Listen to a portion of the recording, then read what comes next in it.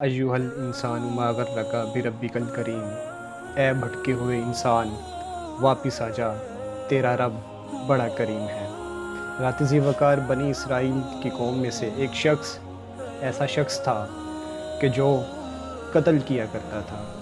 اس نے پہلا قتل کیا اور پھر یہ سوچنے لگا کہ مجھے معافی مانگ لینی چاہیے۔ وہ اپنے رب کے حضور حاضر ہوتا ہے اور معافی طلب کرتا ہے۔ اس کے بعد اس نے پھر دوسرا قتل کر دیا۔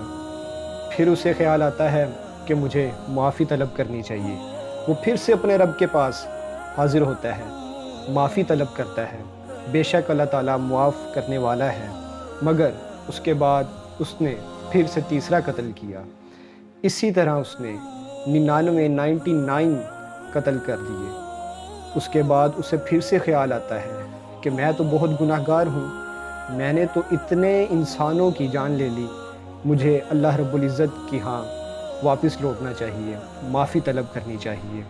وہ معافی کی غرض سے گھر سے نکلتا ہے، ایک بزرگ کے پاس جاتا ہے، اسے جا کے سارا قصہ سناتا ہے کہ میں نے پہلا قتل کیا، معافی مانگی، دوسرا قتل کیا، معافی مانگی، تیسرا قتل کیا، پھر سے معافی مانگی، حتیٰ کہ میں نے 99 قتل کر دیے اور معافی چاہتا ہوں۔ جب وہ بزرگ یہ قصہ سارا سنتے ہیں تو کہنے لگتے ہیں کہ تمہارے اس گناہ کی معافی تو نہیں ہے۔ اس انسان کو غصہ آتا ہے اور وہ انسان اس بزرگ کا بھی قتل کر دیتا ہے۔ اسی طرح سے اس نے 100 قتل کر دیے۔ اتنے میں وہ وہاں سے نکلتا ہے اور راستے میں سوچ رہا ہوتا ہے کہ میں تو بہت گناہ گار ہوں، میں تو معافی کی غرض سے اس بزرگ کے پاس آیا تھا، میں اب اللہ رب العزت کی بارگاہ میں کس منہ سے جاؤں گا۔ وہ انسان پھر سے توبہ کا ارادہ کرتا ہے۔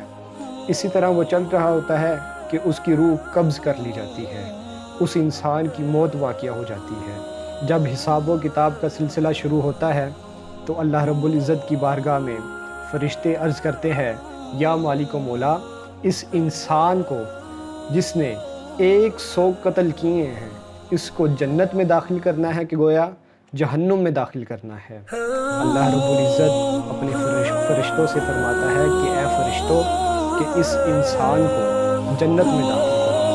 فرشتے حیران ہوتے ہیں، عرض کرتے ہیں، یا مالک و مولا، اس نے تو 100 قتل کیے ہیں، اس کی معافی کس طرح سے ہو گئی؟ تو اللہ رب العزت ارشاد فرماتا ہے، اے فرشتوں کہ جب اس انسان نے معافی مانگنے کی نیت کی تھی، تم وہاں سے لے کے اس سفر کا آغاز کرو اور جس منزل پہ اس نے پہنچنا تھا وہاں تک اس سفر کی پیمائش کرو، اور پھر وہاں سے اس منزل سے جہاں سے اس شخص نے واپس اپنے مقام کو لوٹنا تھا وہاں تک بھی پیمائش کرو۔ اگر تو اس انسان کا سفر اتنا ہے کہ وہ توبہ کی طرف زیادہ ہے تو پھر اسے جنت میں داخل کر دو، اور اگر اس انسان کا سفر اتنا ہے کہ وہ توبہ کے راستہ توبہ کی پیمائش کو پورا نہیں پہنچتا تو پھر اس انسان کو جہنم میں داخل کر دو۔ اس واقعے سے ہمیں معلوم ہوتا ہے کہ اللہ رب العزت تو اپنے بندے کے انتظار میں رہتا ہے کہ کب میرا بندہ میری بارگاہ میں حاضر ہو اور مجھ سے معافی طلب کرے۔ ذات ذی وقار رمضان المبارک کی چند گھڑیاں باقی رہ گئی ہیں۔ رسول اللہ صلی اللہ علیہ وآلہ وسلم نے ارشاد فرمایا کہ رمضان المبارک کی ہر رات 70,000 گناہ گاروں کی بخشش ہوتی ہے، اور وہ گناہ گار ایسے گناہ گار کہ جن پہ جہنم واجب کر دی گئی ہوتی ہے۔ اللہ رب العزت بے شک بہت ہی رحمان و رحیم ہے، بخشش کرنے والا ہے۔ ذات ذی وقار ہمیں بھی چاہیے رمضان المبارک کی جو چند گھڑیاں باقی رہ گئی ہیں، اللہ رب العزت کے ہاں حاضر ہو کے اپنے گناہوں کی معافی طلب کریں۔